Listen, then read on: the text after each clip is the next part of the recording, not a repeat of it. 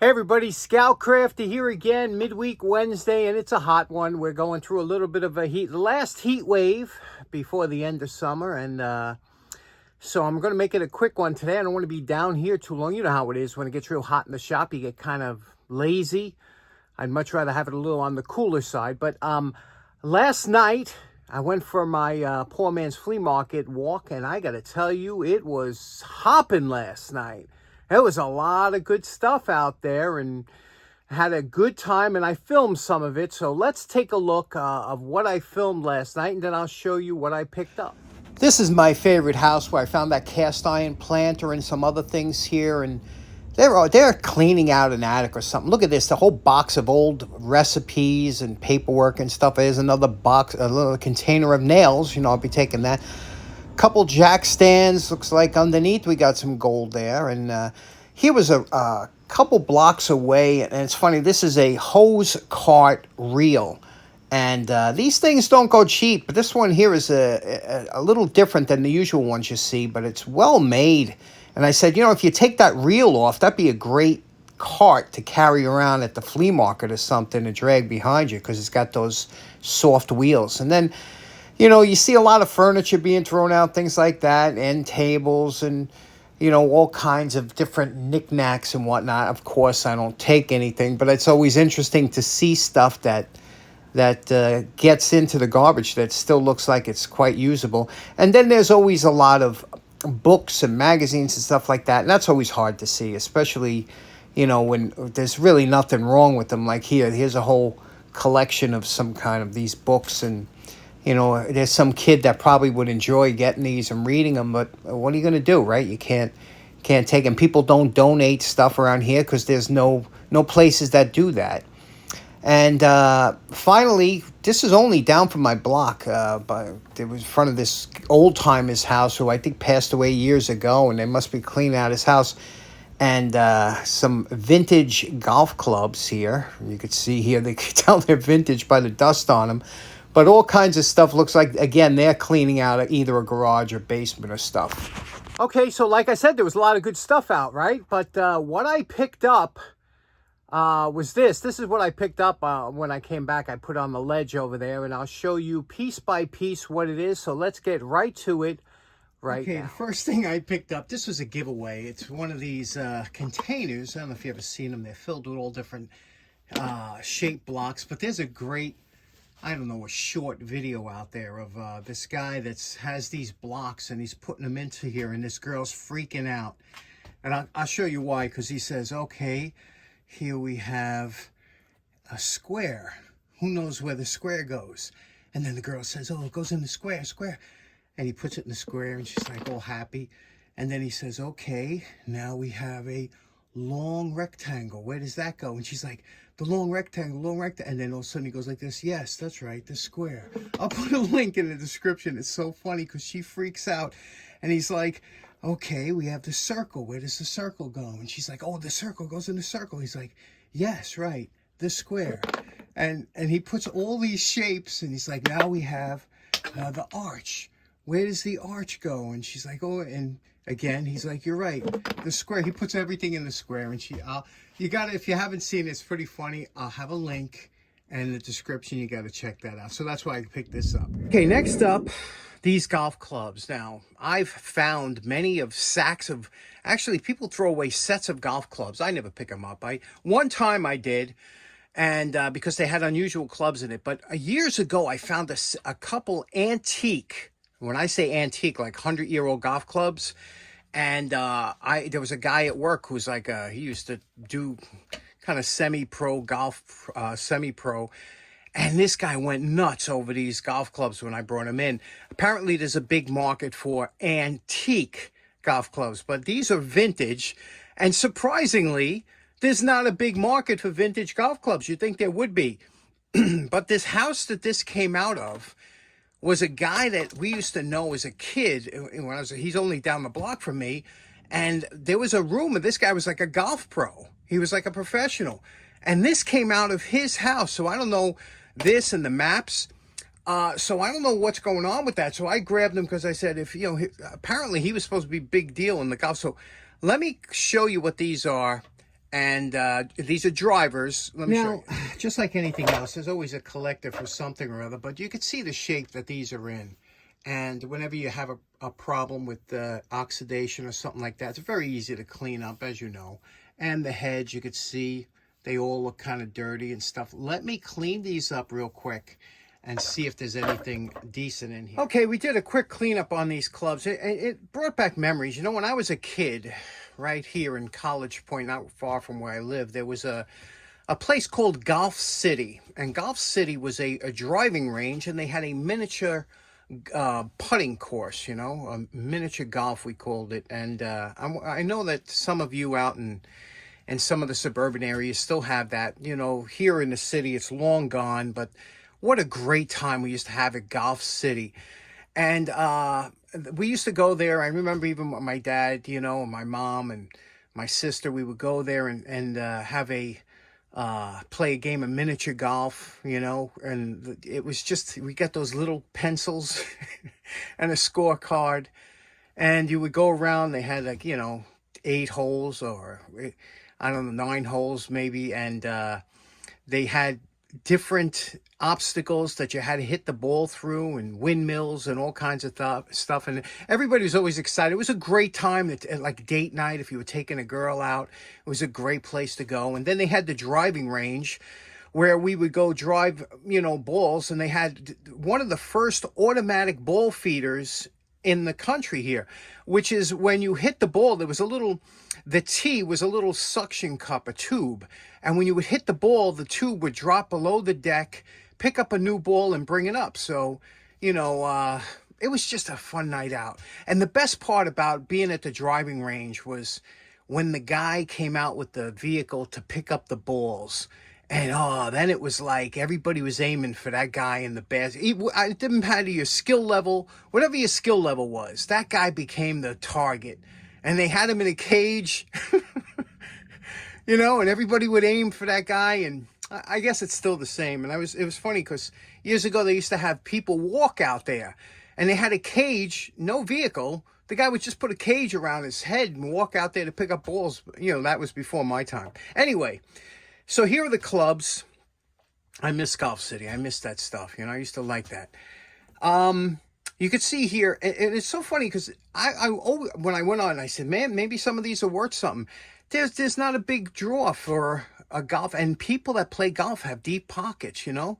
You don't see too many ghetto people playing golf because it's, you know, you got to have money usually to play golf. Here's a Nicholas, rather, Golden Bear. Okay, I don't know if that's a collectible club or whatever, but this one here's a wedge.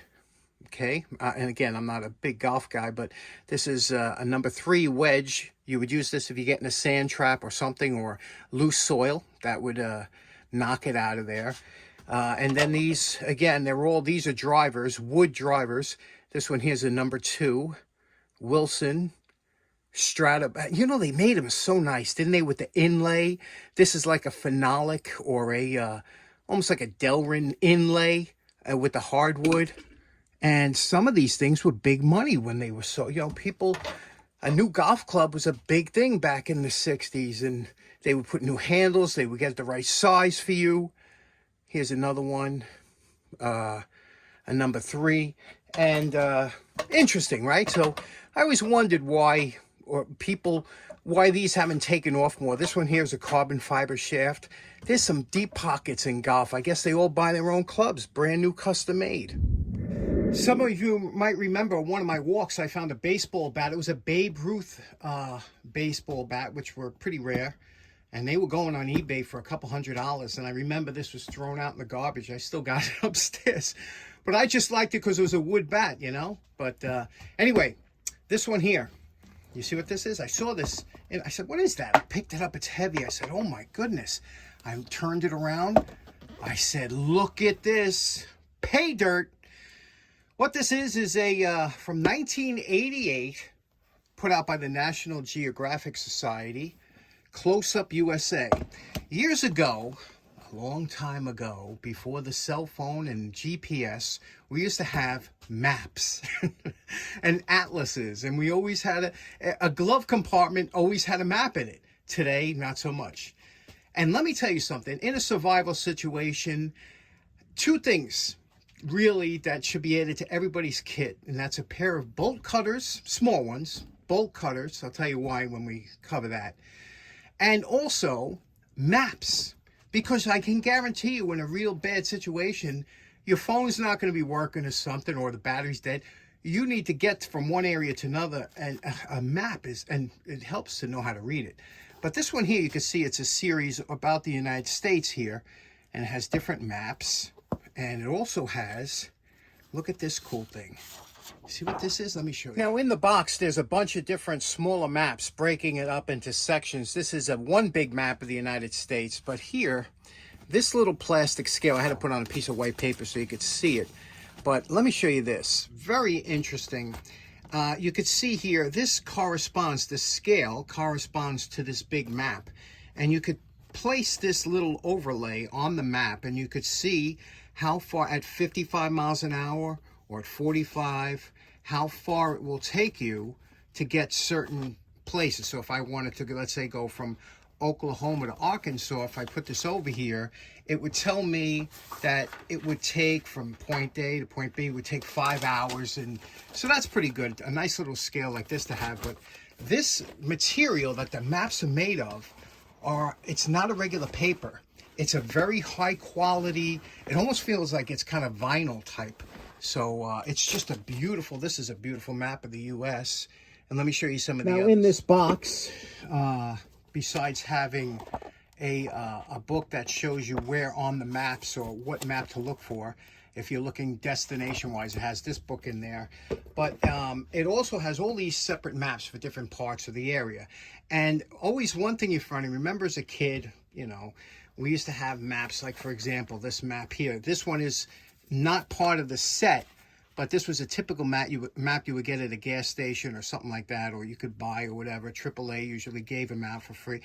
But the funny thing is folding the maps. Remember trying to fold a map, especially when you're in the car, you know, and you know, it was always a pain to get it folded just right. And there was always somebody, whether it be your mother or your sister, there was always somebody that could fold a map the right way, you know, because you had to look at the creases. Some were really pronounced and some weren't. You could see here, this one from this map of Miami has been folded this way for some time.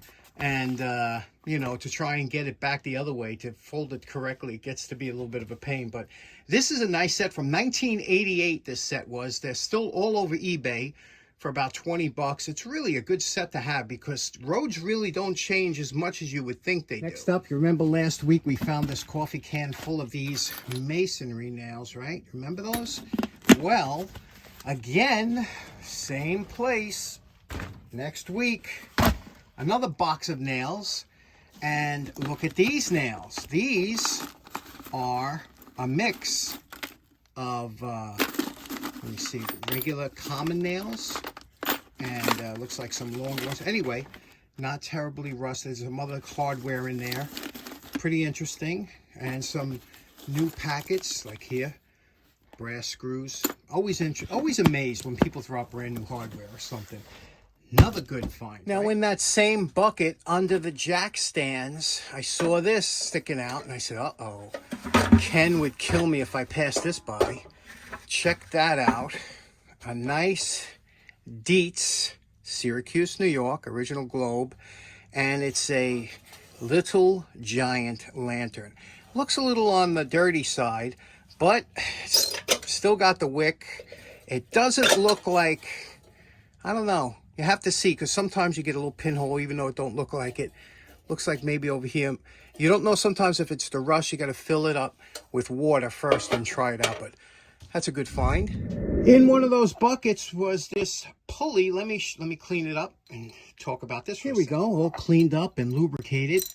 Now, I've always been fascinated with pulleys and snatch blocks and anything that has to do with this. And ever since Scouts, and we've used these a lot in Scouts. Now, the difference between a pulley and what's commonly known as a snatch block is a pulley you have to feed the line through like this, okay? And there we go, our pulley's ready to use. With a snatch block, and here's a beautiful example of a nice snatch block. And you can see here, these things with big money. Have you ever seen these for sale? And sometimes they go cheap. I pick them up cheap. But these things are expensive if you had to buy this new. Usually they're much heavier duty snatch block, but the difference is that they have a gate that opens to allow you to put the rope in, and I'll show you what I mean. See, here's the regular pulley, and if you see this little lever here, if I flip this over and look at the other side, you see on the top there, it's like a key. So when I flip it this way, it allows this gate to open up and insert the rope or line. And then when you put this closed like this, okay, when you close it up, you have to turn the key and make sure it's locked, because you don't want this gate opening up. There you go, it's locked in. Usually, sometimes they even have a wire keeper that, you know, it can't open, but very interesting, these things, and that's a snatch block. Okay, so in closing, like I said, a little bit of a short one today. Let me know, you ever go playing miniature golf when you were younger? Any of those items you think was worth picking up or worth leaving behind? And anyway, thanks so much for tuning in. Poor Man's Flea Market, always something interesting. Hope you have a great day. See you again on Friday. Take care now. Bye-bye.